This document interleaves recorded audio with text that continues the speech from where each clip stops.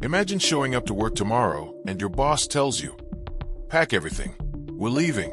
The main office is no longer here. It's on another continent." Now imagine that boss is a king. That office is a palace. And that move isn't from one city to another, but from Europe to South America. That's exactly what happened in 1808.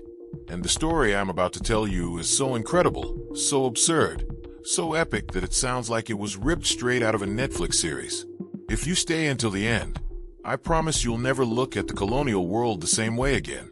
And if you already knew this story, I bet there are details you've never heard told like this. Subscribe right now if you haven't already. Hit the bell and drop a comment telling me where you're watching from, because this story connects to the entire English-speaking world in ways you wouldn't expect. We're in November 1807. Europe is on fire, but not in any poetic sense. Napoleon Bonaparte, that short Corsican with a giant's complex, has decided that Portugal is a problem. A small problem, almost invisible on the map, but a problem nonetheless. Why? Because Portugal refused to join the continental blockade Napoleon had imposed against England. And for Napoleon, if you weren't with him, you were an obstacle that needed to be removed from the board. Simple as that. Brutal as that. The king ruling Portugal at the time was the Prince Regent João, later known as Dom João VI. And this is where the story gets truly interesting, because João was not exactly what you picture when you think of a powerful monarch. He was a clumsy, indecisive man, known among his contemporaries as a coward, famous for eating with his hands and keeping roasted chickens in his coat pockets to snack on at any moment. Yes, you read that right. The man who was about to make one of the most audacious and extraordinary decisions in modern history had the habit of carrying chicken legs in his clothing. But maybe that tells us something important, that historical greatness doesn't always arrive in the body we expect. When Napoleon's troops began marching toward Lisbon under the command of General Junot, the Portuguese government found itself at a brutal crossroads. To resist meant destruction, to surrender meant humiliation, and almost certainly the end of the Braganza monarchy. But there was a third option, an option that few kings in history had ever had the courage, the madness, or the desperation to execute: flee. Not to a nearby castle or a remote province. Flee to the other side of the world. Specifically, flee to Brazil. The idea wasn't entirely new. For decades, some advisors to the Portuguese crown had discussed the possibility of moving the court to America in the event of a European invasion. Brazil was enormous, rich in resources, and most importantly, it was far away, very far from Napoleon. But going from a hypothetical conversation to an actual evacuation of the entire court, with the whole royal family, all the ministers, all the state archives, the entire national treasury, and thousands of people, in a matter of days, that was something else entirely. On November 27th, 1807, with French troops literally at the gates of Lisbon, one of the most chaotic and fascinating spectacles the city had seen in centuries began. More than 15,000 people started boarding Portuguese ships anchored in the Tagus River. 15,000 people. In 1807, that was between 10 and 15% of Lisbon's entire population at the time. Think about that. Imagine 10% of your city's population suddenly disappearing overnight to another continent. The emotional, economic, and social impact on Portugal was devastating. The boarding was a disaster of legendary proportions. There weren't enough ships for so many people and so many things. Furniture, paintings, tapestries, entire libraries, golden dishware, royal archives, the crown jewels, the kingdom's most venerated religious images, all were thrown into the chaos. People ran, pushed, wept. The ladies of the court, accustomed to French perfumes and silk sheets, suddenly had to squeeze into dark, damp cargo holds alongside crates of documents and trunks filled with silver. João himself boarded in the middle of a torrential rainstorm, which many Lisboans interpreted as a divine sign of abandonment. The sky itself was weeping the departure of their king. And here I want you to pause for a second, because what is happening in this historical moment is something without precedent in Western history. Never before, in all of modern European history, had a reigning royal family physically relocated the seat of their government to an American colony. This was not a temporary flight. This was not a symbolic exile. It was the literal, physical, and permanent transfer of the entire European monarchical state apparatus to another continent. Lisbon would remain Lisbon, but the true capital of the Portuguese Empire was now Rio de Janeiro. The center of the world, at least of the Portuguese-speaking world, was crossing the Atlantic. The journey lasted nearly 2 months. 2 months at sea, in conditions that were brutal even by the standards of the time. The heat intensified as they approached the equator. Lice spread so rapidly through the court that noble women had to shave their heads. The powdered wigs, the ultimate symbol of aristocratic rank and distinction, suddenly became a practical necessity rather than an aesthetic luxury. Epidemics of intestinal diseases struck without discriminating between kings and servants. João VI arrived in Brazil with weeks of beard growth, thin, foul-smelling, and exhausted. But he arrived, and that changed everything. That on January 22, 1808, the Portuguese royal fleet entered the Bay of All Saints in Bahia, and then continued to Rio de Janeiro, arriving on March 7th. The reception was something none of the Europeans on board were prepared to witness. The people of Rio poured into the streets, onto the beaches, onto the docks, shouting and celebrating the arrival of the king. Brazil had spent more than 300 years as a colony, treated as a supplier of resources, with no universities of its own, no printing press, no real freedom of trade, its ports controlled exclusively for the benefit of Lisbon. And suddenly, the king himself was there, in person, on Brazilian soil. It was something no one had ever seen or imagined could happen.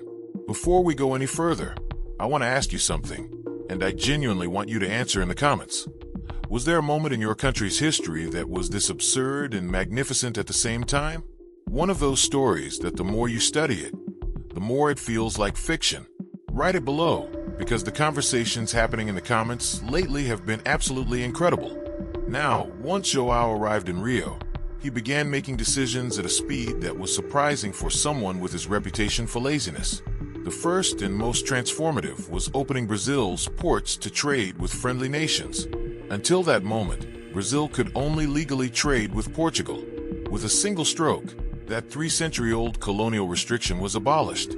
English ships, Dutch ships, American ships, anyone who wanted it could now enter Brazilian ports freely. The economic impact was immediate and overwhelming. Portuguese merchants who had controlled colonial trade for generations watched their monopoly evaporate overnight. And Brazilians, especially the landowning elite, experienced for the first time something that resembled real economic modernity. But João didn't stop there. In the following months, he founded the Banco do Brasil, the first banking institution in South America. He created the Royal Press, allowing for the first time in history printing presses to operate legally on Brazilian soil, which meant there could now be newspapers, books, ideas circulating in a formal way. He founded the Royal Library, which today is the National Library of Brazil, with more than 9 million documents. He created military schools, fine arts academies, botanical gardens. In just over a year, he transformed Rio de Janeiro from an important colonial city into something that was beginning to look like a real imperial capital. And here comes a dimension of the story that almost no one talks about when discussing 1808, and which I find the most fascinating of all. What this meant for the people who were neither white nor European. Brazil in 1808 had a majority black and mixed-race population. It was the largest recipient of enslaved Africans on the entire American continent. When the Portuguese court arrived with its 15,000 Europeans, with their customs, their formal language, their neoclassical architecture, their operas and ballroom dances, it collided head-on with a reality that Lisbon had always managed from a distance. Suddenly, Portuguese aristocrats were living in the same city as the people their laws kept in slavery.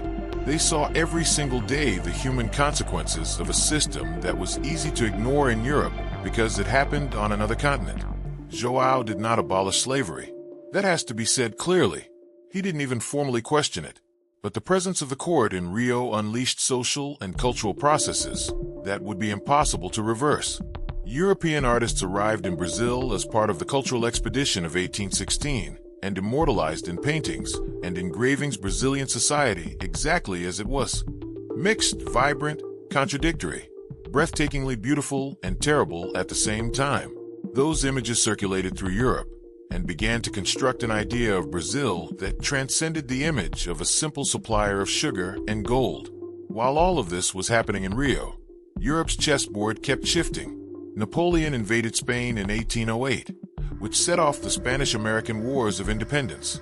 The crisis of the Spanish Empire created a power vacuum throughout Latin America that Creole elites began to fill with independence movements. And Portugal, curiously, was in a different position than the rest of Europe precisely because its king was in America. There wasn't the same tension between metropolis and colony because the metropolis was physically located in the colony. In 1815, João did something that formally consolidated this change. He elevated Brazil to the status of United Kingdom with Portugal and the Algarve. Brazil officially ceased to be a colony and became a kingdom equal in status to Portugal itself. It was something without precedent in European colonial history. No other imperial power had ever granted that status to its American territories. And he did it, at least in part, because João had spent 7 years living in Rio and understood, viscerally and daily, what Portugal had never been willing to understand from Lisbon: that Brazil was not a peripheral extension of Europe.